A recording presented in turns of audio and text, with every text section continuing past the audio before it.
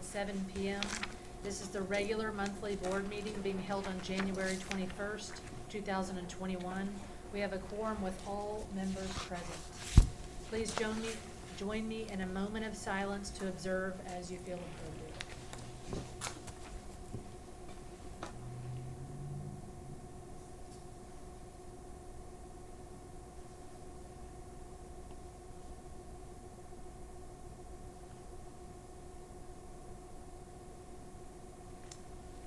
Okay, please stand and join me for the Pledge of Allegiance and then the pledge to the Texas flag. I pledge allegiance to the flag of the United States of America and to the republic for which it stands, one nation, under God, indivisible, with liberty and justice for all. Honor the Texas flag. I pledge allegiance to thee, Texas, one state, under God, one and indivisible.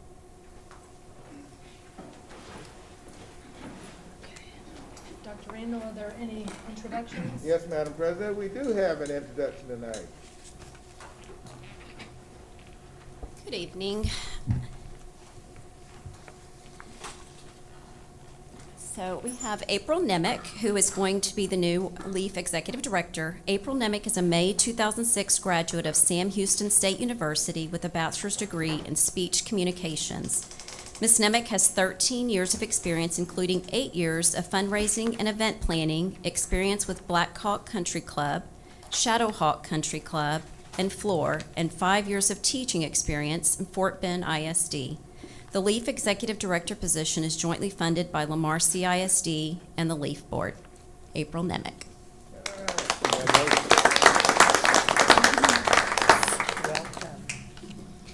Okay, next we have Kenneth Winters. Kenneth will be the new Fleet Services Manager in Transportation. Kenneth Winters has 15 years of experience in fleet services, including 9 years as a fleet manager with Dickinson ISD and 6 years as a shop foreman in Clear Creek ISD. Kenneth Winters.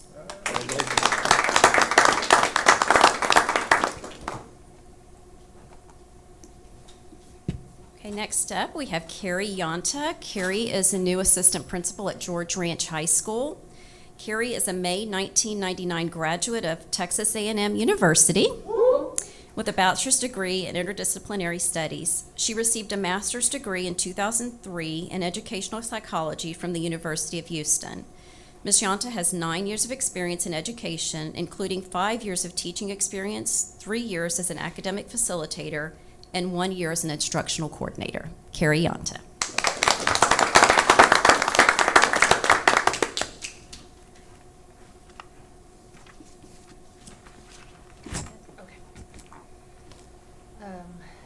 Ms. Fossick, are there any public? There are none. Okay, thank you. So the next item is approval of minutes. We need to approve the minutes for December 15th, 2020 special meeting workshop and December 17th, 2020 regular board meeting. May I have a motion to approve the minutes? Ms. Kaminsky approves the motion. I'll second it. Ms. Danziger seconds the motion. Any discussion? Okay, hearing none, I call for the vote. All in favor say aye and raise your hand. Aye. All right, none opposed, the motion carries. Are there any board member reports this evening? Mr. Welch? Yes, I would like to say that I went on December the 28th, 2020 with Joy Williams and Kay Danziger. And we went and toured the new Wright Junior High and Randall High School. And I just wanted to mention a few people that are along with that tour. We had quite a little entourage moving through those buildings. Dr. Osagi, Principal John Montalongo, Kevin McKeever and some of his staff were there. We had members of PBK, who are the architects for the two buildings. And we had members of Drymala Construction, who were the ones actually erecting the buildings.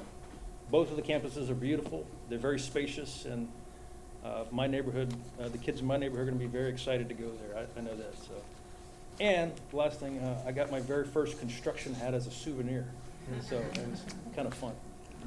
So thank you all. Any other reports? Madam President, we had a financial committee report tonight. We're going to hear a report from Whitley Penn over the overall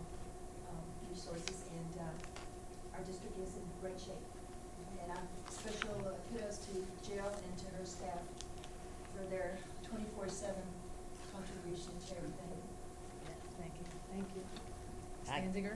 Yes, we finally got to have another, our first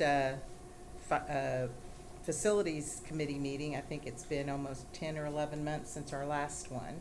I mean, I've been updating you, but it's nothing like getting the face-on-face report and see the slides of how everything is transpiring throughout the district. And if you've been driving around the district, you can see so many of the projects that are going on. From a little highlight, the 2014 bond basically is complete except for a ag barn, which we will be getting to pretty soon. From the 2017 bond, the transportation fuel tank replacement, the new system is operational. Former tanks have been removed, and the former fuel dispenser equipment removal is in process. The ALC additions and renovations, 1621, and Alternative Learning Center academic wing construction is in progress. And I will put a footnote on there.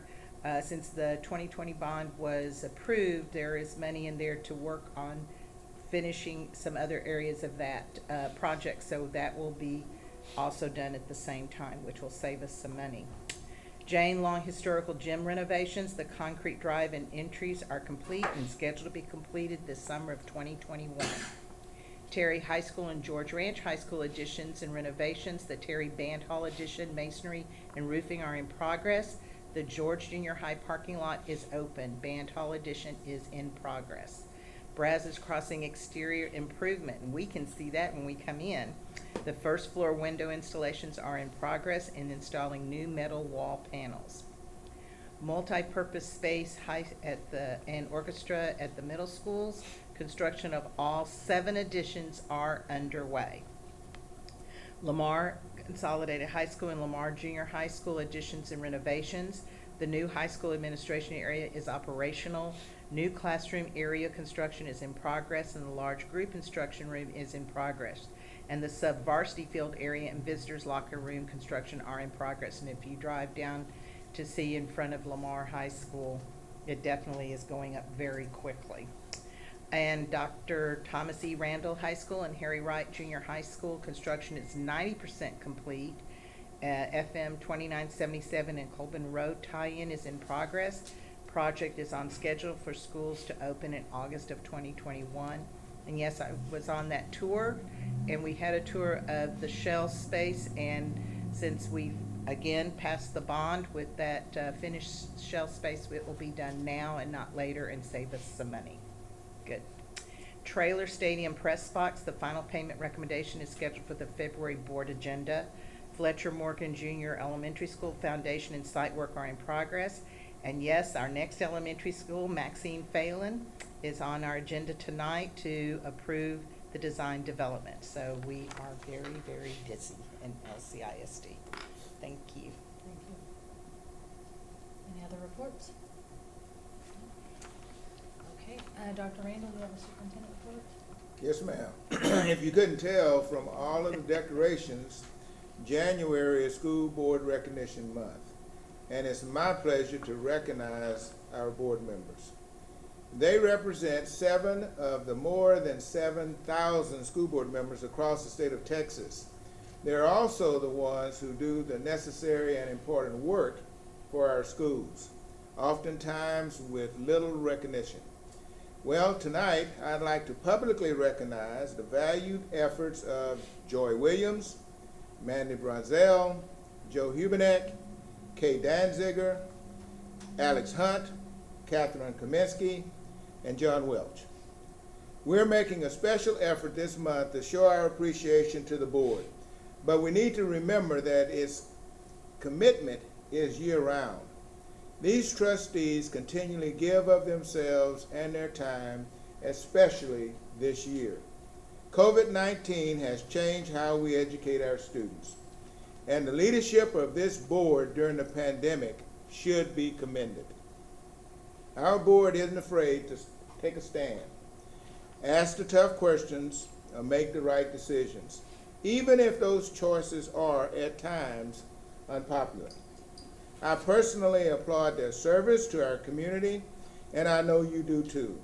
With that in mind, here's a quick video we put together for the board.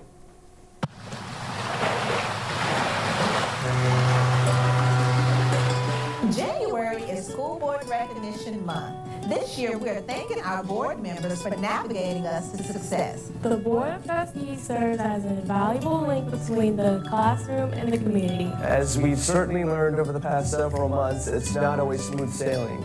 But when a storm rages, our trustees are there to steer us through the rough waters. Their guidance and their leadership are vital to ensuring the district meets the needs of our students and provides them with the best education experience possible. We are grateful that you graciously volunteer to captain the Lamar CISD ship. We appreciate your tireless dedication and commitment to our students. Thank you. Thank you. Thank you. Thank you. Thank you for navigating us to success. On behalf of everyone in Lamar CISD, thank you, school board members, for helping us navigate to success. We really do appreciate it.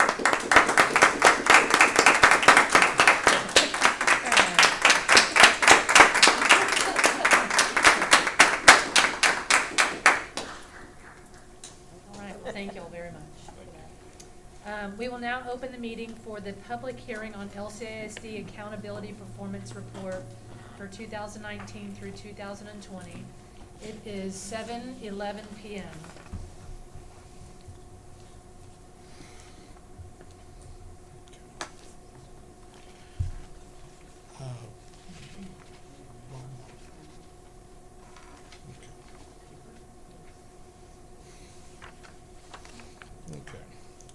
Good evening, Madam President, honored members of the board, Dr. Randall.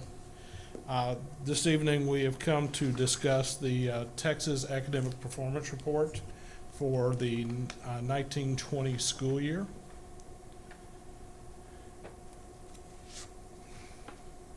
There we go. This report was formerly known as the AIS report. It's been published since the 1990-91 school year. It provides performance information on each school and district in the state of Texas, and also extensive information on staff programs and student demographics. The student information includes demographics and attendance, graduation and dropout rates, retention rates, class size, program participation, and kindergarten readiness.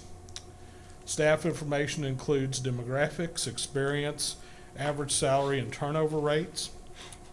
STAR information disaggregated by grade, subject, and student group. Performance at approaches, meets, and master's grade level. Participation rates. College, career, and military readiness. How our students perform on the SAT, ACT, TSIA tests, as well as dual credit and on-ramps programs, advanced placement programs, and industry-based certifications. There's also a tie-in to the financials and the first report that Ms. Ludwig delivered a review of in December. This report can be accessed either from TEA's website, from the LCISD legal postings and performance reports page, from campus offices, or from the Research, Assessment, and Accountability Office.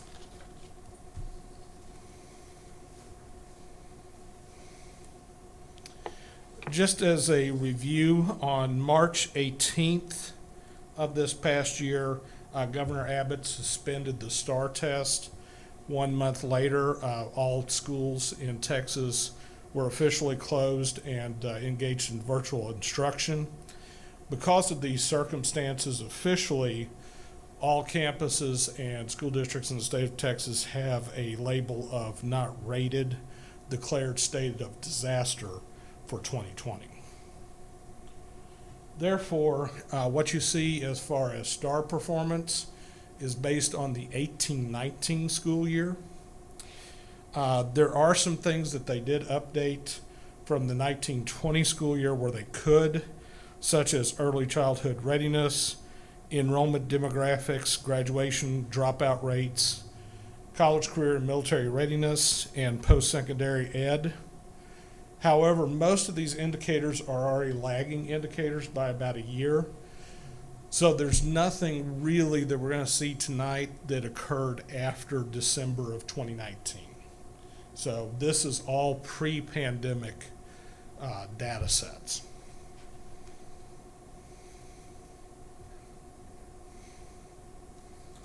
Okay, there we go.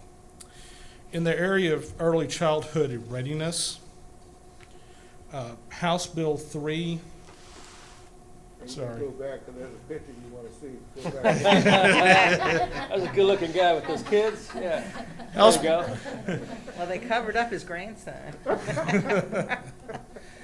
House Bill 3 in the 86th session added more funding to pre-K programs, and because with that, there was more assessment requirements. Districts are required to target performance, starting with grade 3 math and reading in their district improvement plans, as we did this year. Starting with the 18-19 TAPA report and going forward, it looks at pre-K and kinder assessments also for the first time. Pre-K assessment for Texas is the Circle assessment from the University of Texas Children's Learning Institute. And then kindergarten, we had used TPRI and Tejas Lay for about 25 years. This year, we're switching over to TexKIA, which is the Texas Kindergarten Entry Assessment.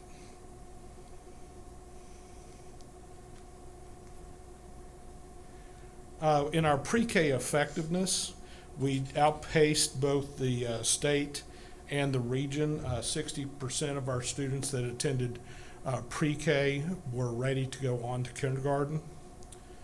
And then once they arrived in kindergarten, 67% arrived at our doors ready to go and ready to learn for kindergarten skills.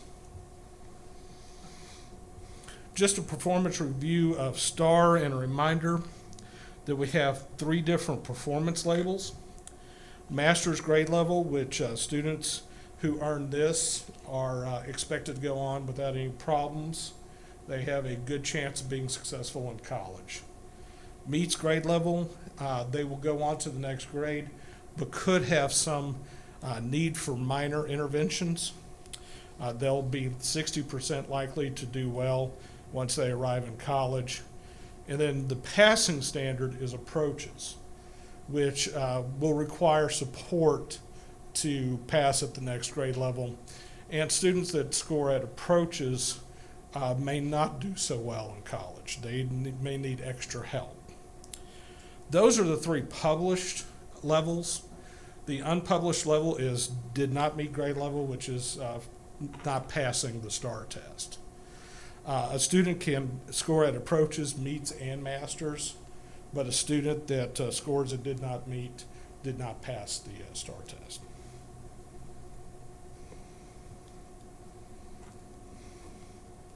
There we go.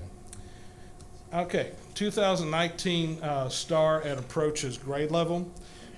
We had students scoring at 85% in reading, 89% in math. We were well ahead of the state and the region. At the meets grade level, we had students scoring at 56% in reading, 65% in math. Once again, we were ahead of the state and region there.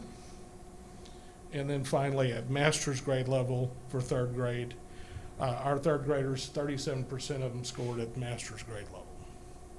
When we look at a higher level look at all of the tests that we gave in the 18-19 school year, we gave 21,500 students took STAR test in LCISD. 85% of them passed all of their subjects. 83% passed reading. 88% passed math. 77% passed writing, 87 science, and 85 social studies. The writing test, as you note, is the lowest performing test, and this is statewide. It's one of the reasons why in the 2019 legislature This test is being phased out. So students that take the test this year in the spring of 21 will be the last group that takes a writing standalone test. The test will be, the writing skills will be combined with ELA and reading as they are at the high school level. At MEET's grade level, our students scored in all of the areas between in the 60% range, between 58 and 64%. The only area of performance that lagged was in writing once again. And then with the master's grade level, students scored in the 30% range, with the only lagging one being, once again, the standalone writing test, which is at grades 4 and 7. When we look at demographics and discipline, one of the things that we note is that we have grown, of course, as we all know, tremendously. Between the 15-16 school year and 19-20, we added 5,400 students. We grew by 15%. We remain a diverse student population. We have a diverse student population, Hispanic, white, African American, followed by a steadily growing group of Asian students and students that identify as 2 or more races. When we look at program enrollment, we added in the same time period 445 graduates. We look at economically disadvantaged, it did kick up just a slight bit to 45.5%. We will see, our initial trends show that we will see this go up a bit more with the current economic situation. So when we discuss this in next year's report, you'll see a change there as well. Special education, as you've heard from Ms. Mathis and Dr. Mossage, there was a lot of changes in special education rules and governance at both the state and federal level. Our special ed program grew by nearly 2,000 students over the past 5 years. Also, our career and technical ed program grew by 2,200 students in the past 5 years as we expand offerings for STEAM and also industry-based certifications. When we look at the amount of serious disciplinary incidents, we have a disaggregated report that will be posted to the legal posting webpage. This parallels what you receive on a monthly basis from RPD already. One of the indicators we use is the serious incidents per 1,000 students. And this year, that figure was 6.4 serious incidents per 1,000 students, with 224 serious incidents recorded. But I ask that you do take this with a grain of salt, because this was at a time period where we closed in mid-March and remained closed through May. So we only have about 70% of the available data that we would have in a normal school year.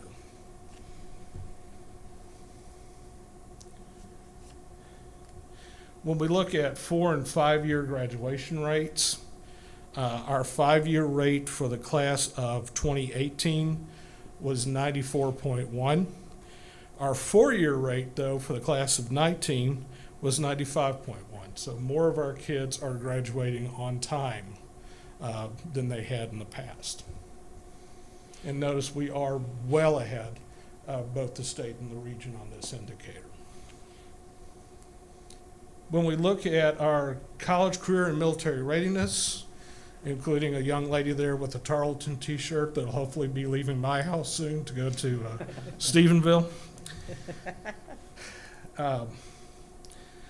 Just a reminder, CCMR indicators, and I keep having a problem with this. There we go.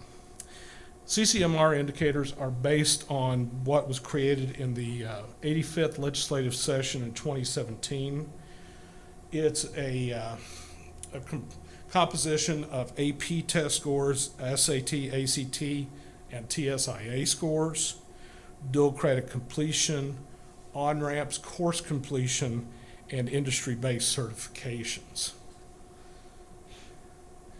The last two graduating classes before 2020, the class of 2018, 69% of our students were CCMR ready when they left our doors, and the class of 2019, 73% were ready. We're comparable to the state and region right now, but we keep working on adjusting that so we can stay ahead. If we look at the individual indicators, on-ramps courses, which are courses that students can take in the first semester to get ready for college work, and then the second semester they get dual credit.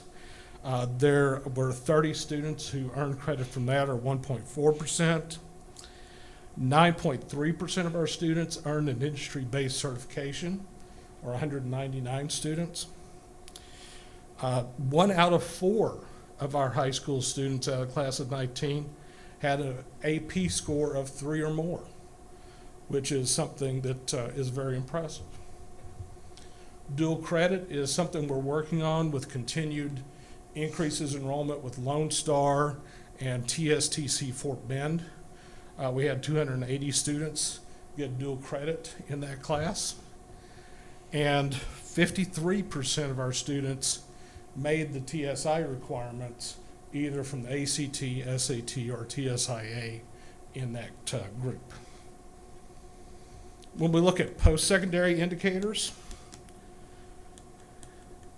out of the class of 18, 67% of students were in college the fall after they graduated. Of those, 61% were in a Texas school, and then 6% were in an out-of-state school.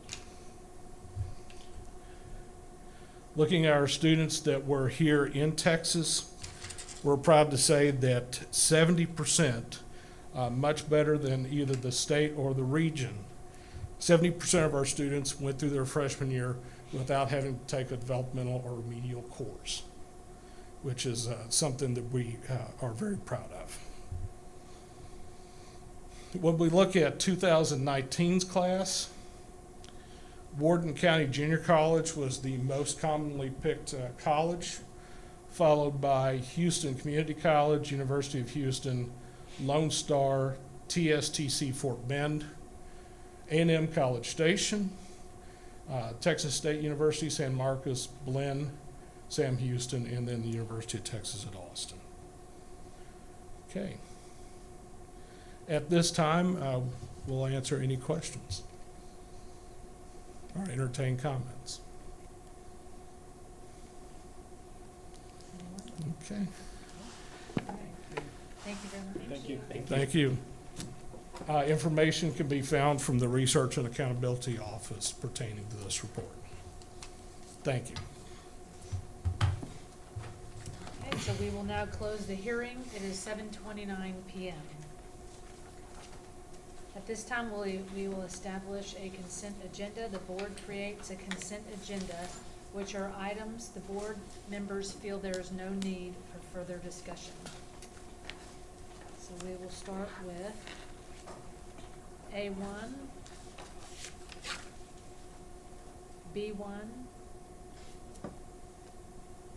B2, B3, B4. We need to talk about the adjustment on that one, the update. You can just mention that those recommendations that were made have been corrected or added. Great, thank you. Okay. B5, B6, B7, B8. We'll get a report on from the auditors. B8. Yes, ma'am. So we'll pull B8. B9. We'll pull that. B10, B11, B12, B13, B14, B15,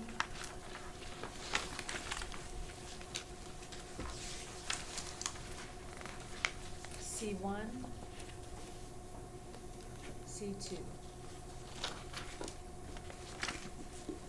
Okay, so the consent agenda will be A1, B1, B2, B3, B4, B5, B6, B7, B10, B11, B12, B13, B14, B15, C1, and C2. I think, Madam President, we can go ahead and vote on B9, just read them. We don't have to. It can be in the consent agenda. Got it, okay. Please include B9. May I have a motion to approve the consent agenda? Mr. Welch approves. Second. Ms. Kaminsky seconds. Any discussion? All right, hearing none, I call for the vote. All in favor, please say aye and raise your hand. Aye. Aye. None opposed, motion carries. Okay. So, do we have the resolutions? Or should we go in with B8 first? You can read the resolutions now. And then we can- Andy, who has, or let's see, Ms. Kaminsky, do y'all have them, or in the, you're gonna read the, okay. So let's see, that's page 54. We start at 50. Starts at 54. Okay. I don't think we designated any. Do you want me to do this? first? Yes, please. Black History Month? Yes, please. Okay. I know we did the other two already. Okay.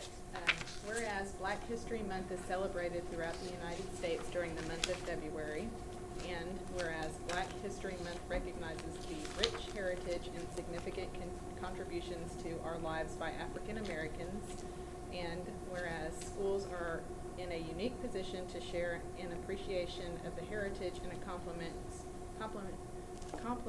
of African Americans among children from all races and backgrounds, and whereas Lamar CISD schools commemorate Black History Month with special activities and observances. Therefore, be it resolved that the trustees of the Lamar Consolidated Independent School District declare February 2021 as Black History Month in the Lamar Consolidated Independent School District, and encourage members of our community to share in this celebration of American heritage. Next one. Whereas the Association for Career and Technical Education has designated February 1st through the 28th, 2021 as Career and Technical Education Month, and whereas profound economic and technological changes in our society are reflected in the structure and nature of work, placing new and additional responsibilities on our educational system, and whereas career and technical education provides a career connection and is the backbone of a strong, well-educated workforce which fosters productivity in business and industry and contributes to America's leadership in the international marketplace, and whereas career and technical education gives high school students experience in practical, meaningful application of skills such as reading, writing, and mathematics, improving the quality of their education, motivating students, and giving all students leadership opportunities. And whereas the ever-increasing cooperative efforts of career and technical educators, business and industry stimulate the growth and vitality of our local economy and that of the entire nation by preparing graduates for careers that are expected to experience the largest, fastest growth in the next decade. Therefore, be it resolved that the Board of Trustees of Lamar Consolidated Independent School Districts declares February 1st through the 28th, 2021 as Career and Technical Education Month, and urge all citizens to become familiar with the services and benefits offered by career and technical education programs and to support these programs to enhance work skills and productivity. Thank you. Whereas school counselors help students in public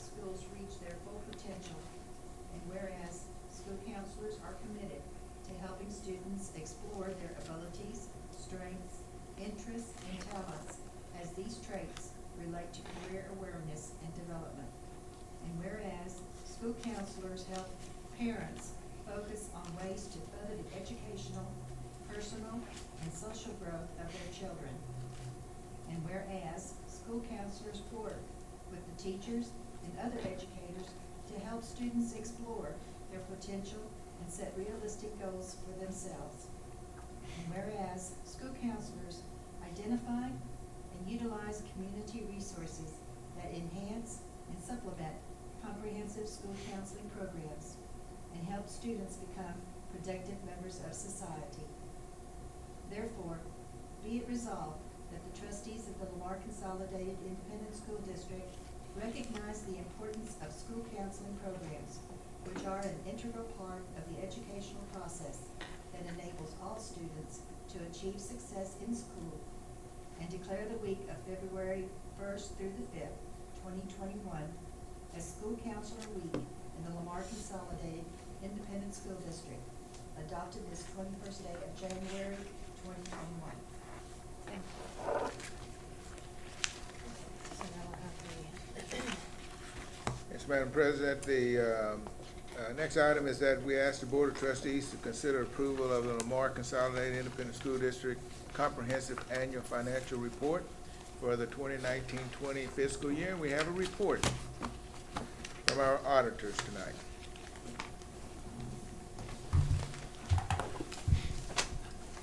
Good evening, Madam President, members of the board, Dr. Randall. My name is Lupe Garcia. I was the engagement partner on the district's fiscal year 2020 financial statement audit and federal single audit. I've prepared a presentation to take you through the audit process, the audit results, some financial statement highlights, and end with required communications. Members of the engagement team, in addition to myself, included Dan Hernandez. He was the senior manager on the engagement. He is here with us tonight. He led field work, working with Leanne and Laura. Tom Peterson was the concurring partner on the engagement. His role in the engagement was to review the comprehensive annual financial report, federal single audit report, and key work papers in our audit file. The audit process started early in 2020 with the execution of our engagement letter. Interim field work was the first phase of field work that took place in June. We focus on testing internal controls and compliance. We're testing transactions at a detailed level at that point in the audit, and meeting with a lot of individuals throughout the district, performing interviews and walkthroughs with them. Once the fiscal year is completed, we returned for year-end procedures. That started at the end of November and continued into December. The focus at that point in the audit is on the financial statements, year-end balances, confirming information with third parties, performing analytical procedures, corroborating the financial statements with source documentation provided by the district. We perform all these procedures over all these months in order to obtain enough audit evidence to issue our opinion on the financial statements, because ultimately that is the objective of the financial statement audit, is to express an opinion as to whether these financial statements are materially stated. As external auditors, we can issue one of three opinions on the financial statements. I'm happy to report that our opinion on the financial statements is an unmodified opinion. That's illustrated by the green light on this slide. An unmodified opinion is also referred to as a clean opinion on the financial statements. So on pages 1 through 3 of the comprehensive annual financial report, that's where you'll find our report that includes the unmodified opinion. That indicates to the users of the financial statements that they're materially stated and prepared in accordance with generally accepted accounting principles. We issue a second report on the district's internal control over financial reporting and on compliance. We didn't have any material weaknesses or significant deficiencies in internal control to report, nor did we identify any material non-compliance to the financial statement. So a clean report here.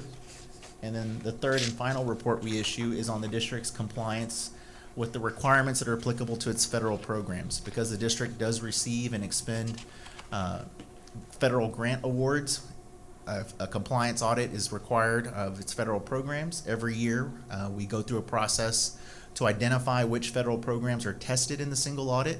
And so for fiscal year 2020, those programs were Title I, Carl Perkins, and then the CARES Act, the Elementary and Secondary Schools Emergency Relief Grant.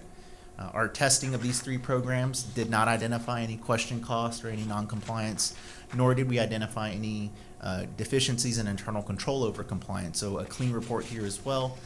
This is important because within 30 days of us issuing this report, it has to be submitted to a federal online database, and that's how federal agencies and state agencies become aware, one of the ways they become aware of how the district performed in its financial statement audit and federal single audit. On page 17 of the comprehensive annual financial report, that's where you'll find the statement of net position. And this is the district's balance sheet. It's prepared on a basis of accounting that's very similar to the private sector. This reports all the assets of the district, everything that the district owns as of the end of the fiscal year, and all the liabilities of the district, everything that the district owes as of the end of the fiscal year. Total assets and deferred outflows of resources totaled $1.4 billion as of the end of fiscal year 2020. That's primarily comprised of two main balances. Cash and investments were $413.6 million, and then your capital assets netted depreciation. This is the land, the buildings, the vehicles, the furniture and equipment the district needs to provide educational services to students, totaled $874.1 million. This also includes construction in progress. So Wright Middle School, Randall High School, those are large construction in progress balances reflected in that amount. Total liabilities and deferred inflows of resources, $1.6 billion. Of that amount, that's made up of three primary amounts. Your outstanding bonds payable and unamortized premiums is $1.3 billion. And then you have two liabilities that you report related to employee pension and employee retiree benefits through the Teacher Retirement System of Texas. The pension liability is $96.3 million, and the net OPEB liability is $112.7 million. These amounts are provided to the district from TRS's auditors and actuaries. They calculate these amounts for all the school districts in the state of Texas. Lamar Consolidated ISD takes their proportionate share and reports them in their financial statements. We would not be able to issue our unmodified opinion unless the district took that information and reported it in the financial statements as it's provided by TRS. The plans are in good shape. The district will continue to budget and fund TRS like it always has. This is merely financial reporting data that will drive decisions in the future as to contributions if they need to be increased by the state, by the school district, by employees, or if maybe the benefits themselves have to be scaled back or modified in order to continue to have this promise of a pension and a retiree health care in the future. The difference between your assets and your liabilities is a deficit $195 million. That sounds scary, but that's primarily because of those two liabilities that makes that amount go negative. The general fund is the district's main operating account. Total revenues for fiscal year 2020 were $316.6 million. There's two primary sources of revenue in the general fund. 53% comes from property taxes and 40% comes from state aid. The remaining 7% comes from miscellaneous local funding sources. There's investment income there, some other state funding sources, primarily TRS Care on behalf, and then you have some federal funding that's also recorded in the general fund that represents some additional revenue. That was an increase of 7% from the previous fiscal year. House Bill 3 made changes to the funding formula, so there was additional state funding that the district received in fiscal year 2020 compared to 19, which also translates to the increase in expenditures.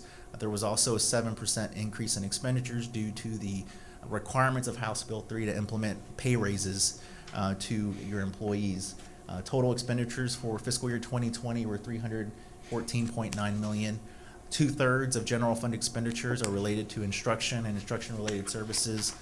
That's a healthy percentage of the general fund to go towards expenditures that directly impact students in the classroom.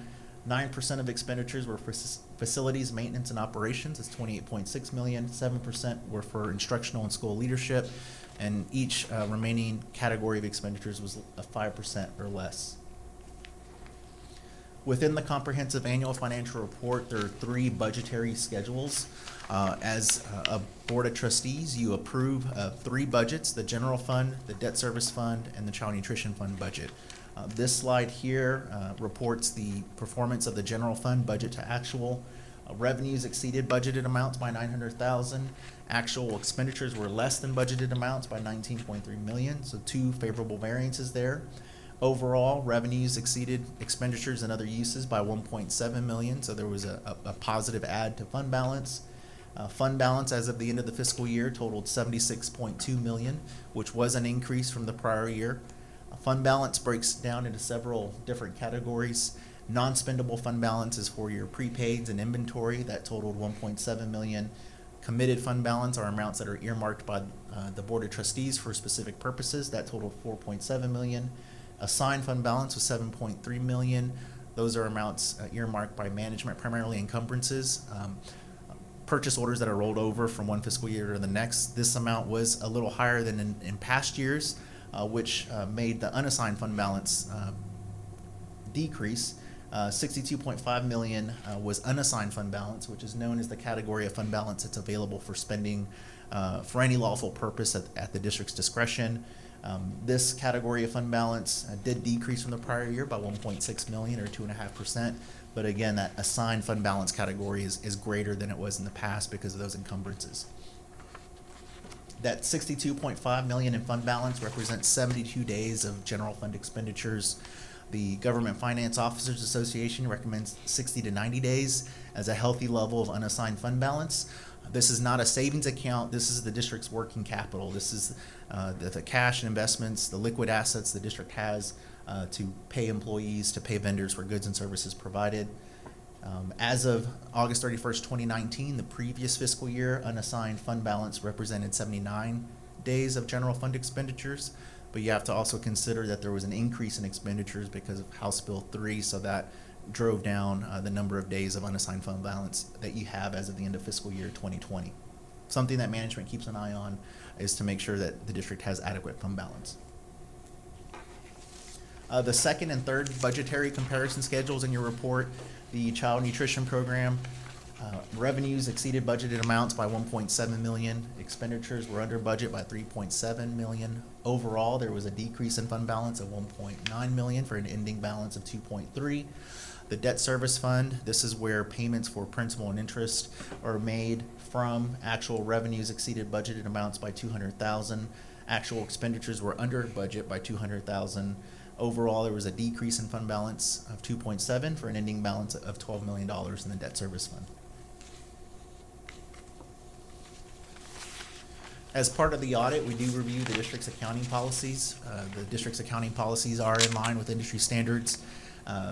There were no new pronouncements the district had to implement in fiscal year 2020. Fortunately, GASB, the Government Accounting Standard Board, issued a statement that postponed the implementation of any new requirements or pronouncements for 12 to 18 months to give local governments in the country some reprieve during the pandemic. So that was good news and well received by local governments across the country. It's important for you to realize that the financial statements do include estimates. Estimates can change into the future, so some of the more significant estimates included in the district's financial statements include any amounts related to state aid, just because of all the variables that play into calculating state aid, primarily property values, property tax collections, average daily attendance. That's considered an estimate. Allowances for your uncollectible receivables is based on historical collections. Management's estimates of useful lives, your capital assets, impacts depreciation expense. And then the fourth bullet, your net pension liability and your net other post-employment benefit liability and those related amounts. That is the largest estimate in your financial statements, and those estimates are made by TRS and their actuaries and their auditors, because there's a lot of assumptions that go into calculating, projected how long employees are going to live and the cost of future health care, and all of that goes into those assumptions and estimates. We reviewed management's basis for recording these estimates in the financial statements and deemed that they have been recorded appropriately and accurately. I'm happy to report that we didn't have any difficulties with working with the district or management through the audit. 2020 was very different. We had to work remotely. We had to rely on a lot of information being provided through an online portal electronically. So we do thank the district for its cooperation and patience through the audit, because we do ask for a lot of information. We do ask to meet with a lot of individuals. So those individuals were made available to us. Any questions we had were answered in a timely manner. Anything we asked to review was provided to us. We didn't identify any misstatements that we had to bring to management's attention in order to present these financial statements in accordance with generally accepted accounting principles. We didn't have any disagreements with management when it came to any matters, accounting estimates, the application of any accounting principles. One of the last pieces of audit evidence we obtained from management is a management representation letter. In that letter, management states that they've provided us with all the information we've requested. Nothing's been withheld that would impact the financial statements either from being needed to be recorded or disclosed. As far as we're aware, the district isn't consulting with any other accountants or auditors on any matters. And then the last bullet on this slide, during the year, we answer questions. We want to be utilized as a resource to the district. We provide information and guidance, but at no time do we feel the way we answer or the position we take on any matter is a condition as to us being retained as the district's external auditors. So that completes my presentation. If there are any questions about the audit process, the results of the audit, the financial statements or the single audit, or any of the required communications I just went over, I'd be happy to take those questions at this time. I read the whole report, and my financial education is wanting. So I grasped as much of it as I could. I just wanted to commend Jill Ludwig and Dr. Randall, the way you guys have handled the money of this district for so long. And I think that your audit speaks to that. So, thank you. Yes, thank you, Mrs. Reynolds as well, and Ms. Ludwig. Yeah, thank y'all very much. Yes. Right. And thank you for the report. Thank you. Thank you. And you'll need a motion for approval. I'll make the motion to approve. All right, Ms. Danziger makes a motion. Do I have a second? Mr. Welch, seconds. All in favor, raise your hand, say aye, please. Aye. None opposed, motion carries. All right.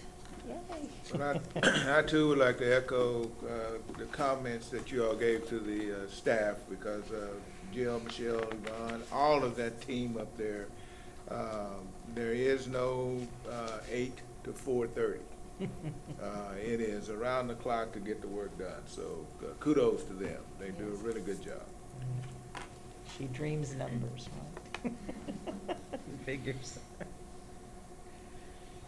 Okay, so this, where are we? Yeah, the information items, Madam President, and 'cause that concludes all of the action items. Action items. Okay, so thank you. We are now ready to review the information items. We will, we just did that. And we do have a report on the district improvement plan Yes. quarterly update.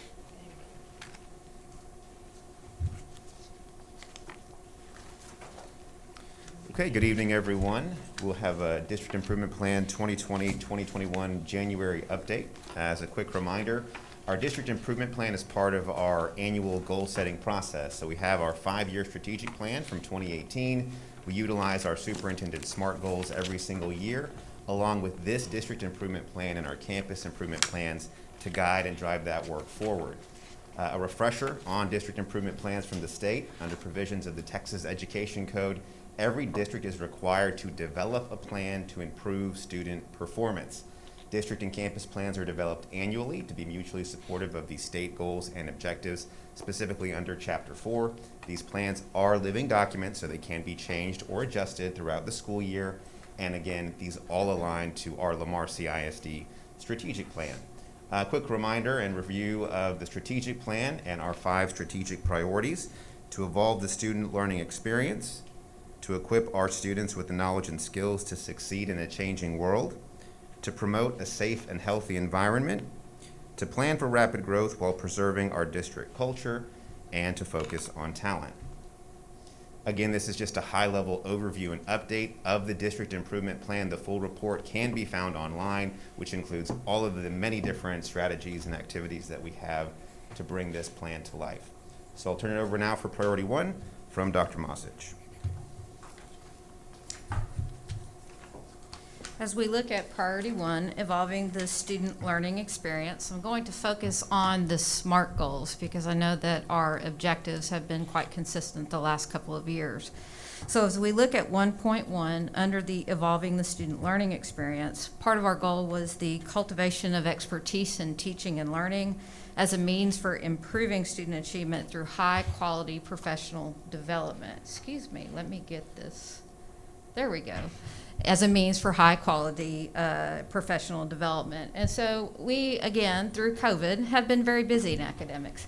And so we have provided gym night coaching, instructional coaching for our elementary coaches, facilitators, and administrators, and as well as secondary coaches, as well as principals will be provided training in January. We had 36 staff members and 11 campuses that were represented in a training on Instructional Rounds Virtual Academy by Dr. Sheila Mayer.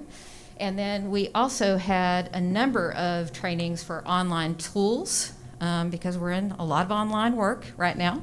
And those are Canvas Studio, Zoom Best Practices, Proctorio, Nearpod Intro and Basics, and Nearpod Lesson to Design, to name a few. Guided reading and guided math training has also occurred throughout October. As we look at our professional development in the summer of 2020 and the fall of 2020, you can look at, we had 522 classes that were offered in the summer and 437 in the fall. We had over 14,000 total participants in the summer, with 11,715 also participating in the fall. So the number of hours that have been earned by our teachers and staff, and again, I have to shout out that this is through the COVID pandemic. We have 25,485 in the summer, as well as 53,276 in the fall of 2020. As we look at the next area, we wanted to see an 10% increase in participation in parent and family engagement opportunities, including Project Learn, Pre-K, and EL family engagement events, and Summer Connect. As you will look on the next page, we have had our Title I campuses offering 18 different family engagement sessions and a variety of different campus-specific sessions based upon their community needs. In October, we launched the Connect web portal, and that is providing educational and parenting resources to support the school-to-home connection. Then followed up with Project Learn, had multiple events with our community partners. More than 765 individuals participated in these events, and obviously these were virtual events. And then we had 8 virtual family events at the at Seguin Early Childhood Center for our visual learners, and we had 122 families that participated. As we segue into 1.3, these were about highly effective professional learning communities being used as a vehicle for school improvement. And what our goal was is to see a reduction, a decrease in failures in special education at the elementary and secondary levels. So when you look at the next piece, is that we were able to provide universal screeners to our students. Campuses are successfully administering or implementing the tiered supports of supports. These universal screeners were mandated or required for K through 5 or pre-K through 5 students. In that, we have a total of 1,120 students across the district receiving Tier 2 skill building support intervention, 402 students receiving Tier 3 intensive intervention. We've had elementary and secondary campuses, those identified in our district improvement plan, participating in 2 half-day coaching sessions with David LaRose that we use for our PLC training. And then we have seen collectively a 31% decrease in special education failures when you begin to look at the 9 weeks from last year to this year for elementary, as well as looking at secondary from last semester to this semester. Going forward and looking at the next area of strategic priority 2, looking at, again, we're looking at professional development opportunities to support the implementation of high-yield teaching strategies. And in this particular superintendent's goal, we are focusing on these particular areas: close observation and analysis, evidence-based writing, higher order questioning, and academic conversations at the Tier 1 level. When you look at the work that has been done thus far, we have our social studies and our math departments working with our PLCs, our teacher PLCs, providing guidance in social studies that has been on close observation and analysis. In the math area, it's on pre-planning, our higher order questioning, and academic conversations. And then when you look at our multiple Zoom trainings and resources, you can see a number of different trainings through our virtual, again, through Zoom, on different areas that we've provided training to our teachers. When you look at 2.2, our focus in this is a 5% increase in the number of students receiving college credit and dual enrollment programs, AP Scholars, and MSQT honors, and CTE industry certification passing performance. When you look at what we've done thus far, Canvas collaboration course was developed for our AP and pre-AP teachers at the very beginning of this year to help collaborate and work with the College Board resources, strategies, and AP class enrollment. Our CT and our AP Department of Teachers in the 1st of January are working together to begin to look at data, begin to plan together through the PLC process, to begin to look at using the data that they have currently to drive instruction, and then also beginning to look at what kind of curriculum adjustments that need to be made. Then last, we have 2 teachers that have achieved dual credit credentialing in our 2021 and this school year through our Lamar CISD Plus 18 program, which is the program where we are working with teachers who have a master's degree already but need 18 college credit hours, and we're providing tuition assistance for those teachers so that they would be eligible to teach dual credit for our kids. When you look at 2.3, again, this was school links and increasing the awareness of our parents and guardians about this particular tool. We wanted to see an increase by 10% participation when compared to Naviance and Zello parent and guardian meetings from the last year. When we look at what we've we've provided the training for our counselors, our college career facilitators, and our registrars. We've provided the Zoom parent meetings already in the first semester. We had a total of 348 attendees, and which is an increase from the 242 that we had in the 1920 school year, so we're heading in the right direction. Our CCS continue to meet with students to ensure that they're utilizing that tool. And then we're providing the appropriate training through our Title I contacts at the campus level. When you look at strategic priority 3, looking at our goal was professional school counselors providing 2 faculty and 2 assistant principal solution-focused skilled trainings and monthly character counts lessons. When we look at this, we've delivered a social emotional inventory to our students, 5th through 12th grades. A total of 17,476 students have responded. As of December 2020, we're working with the principals to create an action plan and following up on those. Principals receive additional training for the solution-focused approach. Administrators and assistant principals were trained in the summer in August of 2020, receiving additional programming or training in December. And then our character counts, lessons, and guidance lessons are on their way of 100% implementation by the end of this year. As we look at disciplinary interventions and highly effective MTSS processes, again, our goal is to reduce the persistent misbehavior placements at ALC. When you look at this, we are continuing to have documentation about at-risk students with multiple discipline infractions to the campuses and having conversations about that. We're working on MTSS interventions and providing those resources to our campuses. They're receiving the regular updates on those research-based practices. And then the highlight, we have 83.3%. The number of ISS students, have declined by 83.3% when compared to last year. And the number of on-campus or out-of-school suspensions have declined by 66.2% when you compare them to the fall of last year. Lastly, ensuring facility safety remains a priority. Through up-to-date technology, campuses will maintain 100% monthly compliance by June of 2021.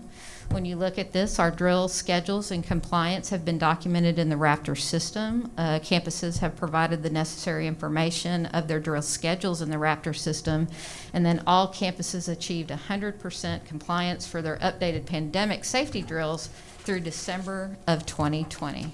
I'll turn this over to Dr. Rockwood.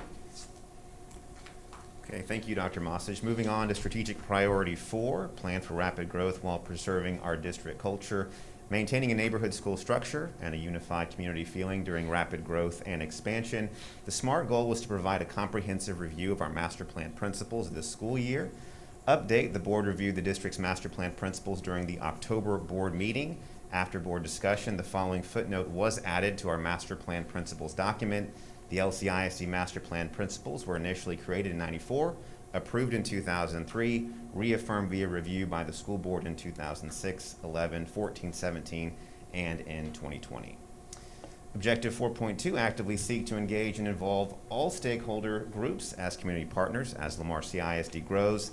The district will create a web page with information specifically for realtors with information that would be pertinent to realtors and developers in Lamar CISD. The update so far is our Community Relations Department is gathering existing information and creating additional resources for this webpage. It is currently scheduled and slated to be up and running by March of this year. Objective 4.3, continue to build and maintain equitable campus buildings and shared district support facilities commensurate with the district's growth. The district will create a voter information campaign that will result in the successful passage of all 4 propositions from the November 3rd election. We all know that that is already complete. The district did complete several digital, print, and video communications to make sure that our voters were well informed. On November 3rd, the community passed the largest bond referendum in our district's history at $666.8 million, approving propositions A and D. I think it's important to note the community passed 236 out of the 239 projects that were proposed in that 2020 bond, the 3 exceptions being 2 practice pools and a second stadium. Objective 4.4, ensure the budget and staffing plans equitably meet the changing student and staff needs as Lamar CISD grows. The district will partner with TASB to conduct staffing review study during this school year with a group of our peer districts.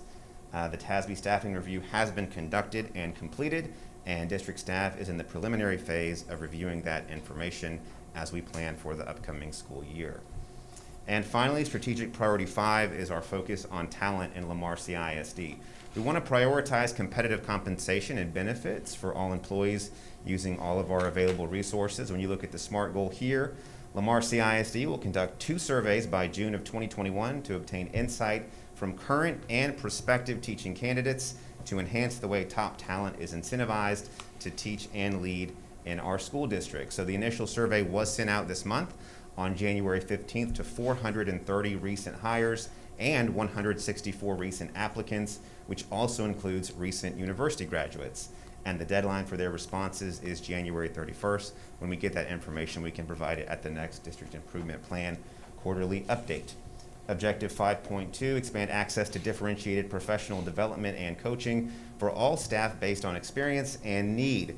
So this SMART goal, the district will continue and expand the implementation of the new teacher support network, which is composed of campus mentors, district mentors, and campus administrators providing coaching on the qualities of effective teaching, and the hope is a result of 85% retention of first-year teachers in the 21-22 school year.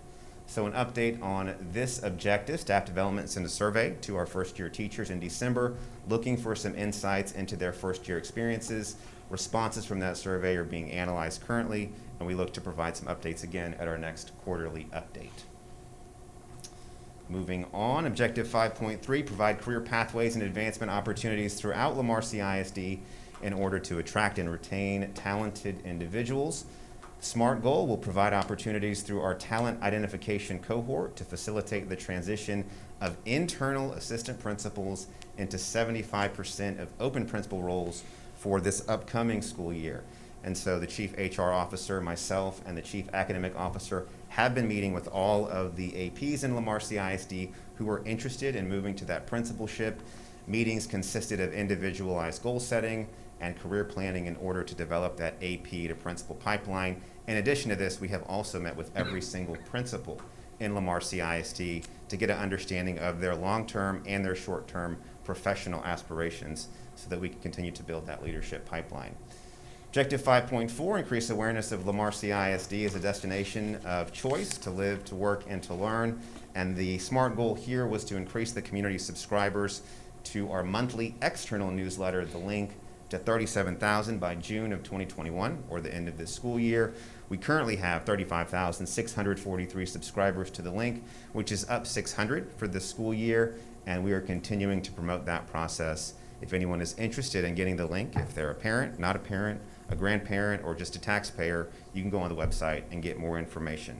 So with that, that is the high-level overview of our district improvement plan, but myself and others are happy to answer any questions that you might have at this time. I have a comment or a question. First of all, excellent, considering we're in the middle of a pandemic and trying to get anything done is beyond imagination. But do you think we're getting more parent involvement, or because they can go online, they don't have to go to the school? Do you think that that's helpful? I mean, Yes, is ma'am, that we a- are seeing that. Yes, we are seeing that. So even when we get to the point that we could have more face-to-face, we might need to pivot to have that opportunity for parents who don't have a babysitter, get home from work and can't turn around and get over to the schools. We do believe it will be a continued useful tool to engage our parent and community, Okay, yes. Good, thank you. Any other questions? All right. Thank you all so much. Thank you. Very Thank you. Madam President, the next item on the information agenda is the superintendent search. And they have a presentation to you all in open and then later in closed. I'm already ready.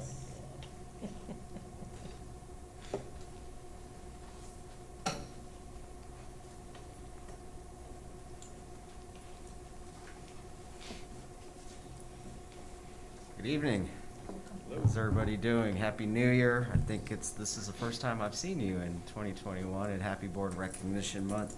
Joining me this evening is my esteemed colleague, Mr. Fraley.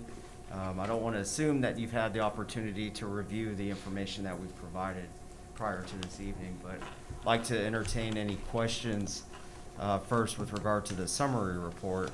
It's the lengthier document that we've shared. It encompasses the feedback and the input we received from the various stakeholders. And I'd also like to acknowledge Dr. Rockwood's team, everyone on the staff who's been incredibly helpful with planning all of the town hall meetings, getting everything together. I can't begin to thank them enough. They were a tremendous help. So you've got a first-class group of people here, so I've been singing your praises in other states too, so sharing with them how you guys are set the bar really high. So just want to let you know that your staff was amazing during this time in this process. Thank you, we think so too, right? Yeah. And I promise we're not going to steal them away and take them to another district. But just want to let you know that they're terrific. So wanted to say thank you and acknowledge their hard work. Any specific questions? Because we can walk through the report. It's, as I mentioned, it's all encompassing. If you'd like to see the full, robust set of data from the online survey, we can export that and share that with you. Okay. Yeah.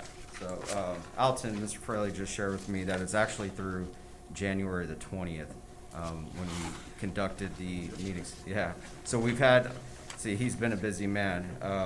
As I say, a recovering superintendent. I'm working pretty hard. So, You're yeah. saying the internal and external meetings? The synopsis, yes, ma'am. And we can update this in real time tonight. So if you wish to make this a public-facing document and provide a copy of the PDF on the superintendent search page, we can add that to the page if you like for others to see it. That'd be great. I think we already have a timeline on there, so if it coordinates with it, if it's new information, that would be great. Absolutely, yeah. Just in the spirit of transparency and just inclusivity, we can keep that information flowing. I'd like to have something clarified. Yes. On page 7 of the synopsis. Mm-hmm. In that first paragraph, the last sentence, it says Crosby Independent. Yeah, that's a mistake on my part. I apologize. So I take ownership of that. I worked a lot over the weekend and was multitasking the best that I could. I understood. I just didn't want that to. No. That's I did catch that too, but it was too little, too late, and I was like, well, I'll acknowledge it tonight. So. I know we're going to have a discussion and close as well, but, so on page 9, on the qualifications listed on job advertisement, where did we come up with the preferably 5 or more years? And then Yeah. also, can you define the executive level experience? Yeah, so I'll start with the first question about the 5 or more. Due to the size and complexity of this school system, we kind of thought it was best to use that distinction. However, we can revise it to be 3 to 5 or reduce it to a number that you feel comfortable with. But due to the long and storied tenure of Dr. Randall and just the history of the district, the fast growth that you're experiencing, the projection of the number of students you'll have over the next decade, we felt that 5 was a good round number. But we're not married to that by any And it means. says preferably, so I know it's not. Yeah, so I it's, just didn't know where it y'all won't came up with discourage candidates, because we're talking to candidates every day. Okay. And some don't have that level of experience. So we'll welcome and accept applications. We'll screen and vet according to this. So what you're referencing on page 9, this is what we consider to be the North Star. So it's not to replace or circumvent any of our efforts to recruit, but this just gives candidates an opportunity at a high level to read what the qualifications will need to be. So the vetting process and the screening process is where the real magic happens. As we've said all along, again, just as a reminder, our success is to recruit candidates that are successfully representing their current district. So we're going to seek candidates who have a high level of success and a measure of success. We want candidates who are running towards Lamar Consolidated, not running from a situation. So that's why we say this is like the North Star. It's our guide. So your firm came up with the 5 years? Yes, ma'am. Okay, so that's a preference, but can you give us a breakdown of what the executive level? Right, so again, not to discourage candidates who perhaps might be serving at on a cabinet level. So if you're a deputy superintendent, a chief, executive level kind of makes the distinction that it's an open-ended search. So we're not just limiting our search to sitting superintendents, but also those who might be serving in a larger school system, perhaps like Dallas ISD, for example, as a chief. But we could change this wording as well. We've used. I just wanted to get the breakdown of what executive level means. Is that like cabinet? Is that a principal? Is that like what? We consider that to be central administration. Okay. Yeah. Yeah, to us it's synonymous with that. Okay. Different school systems refer to their executive level leaders as different entities. Not every district refers to cabinet as cabinet, for example. They have a leadership team or they have executive directors. So the nomenclature is a little bit different. So we try to just be as agnostic and universal as possible. That's why it's executive level. Okay, thank you for the clarification.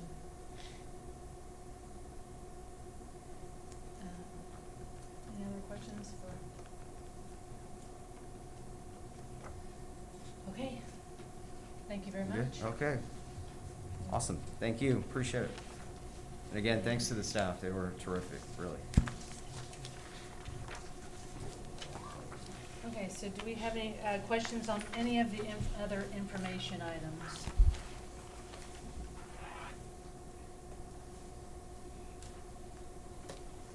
Okay, so if no other questions, it is now 8:18 p.m. I don't know, I did that, I'm sorry. We're adjourning to closed session pursuant to Texas Government Code Sections 551.071, 551.072, 551.074, and 551.082, the Open Meetings Act, to discuss personnel, land acquisition, or consultation with our attorney.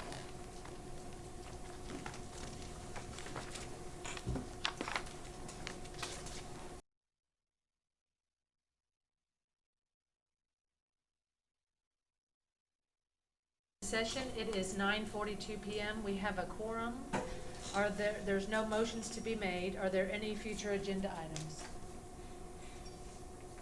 Are there any upcoming meetings and events? February 5th? Yeah, is that when we go to Tamarack? I believe so. Mm. Yep. Yep. Yeah. All right. Thank you. Dedication. Dedication. That's the only thing I can think of. All right, well then the meeting is adjourned. It is 9:43 p.m. Okay.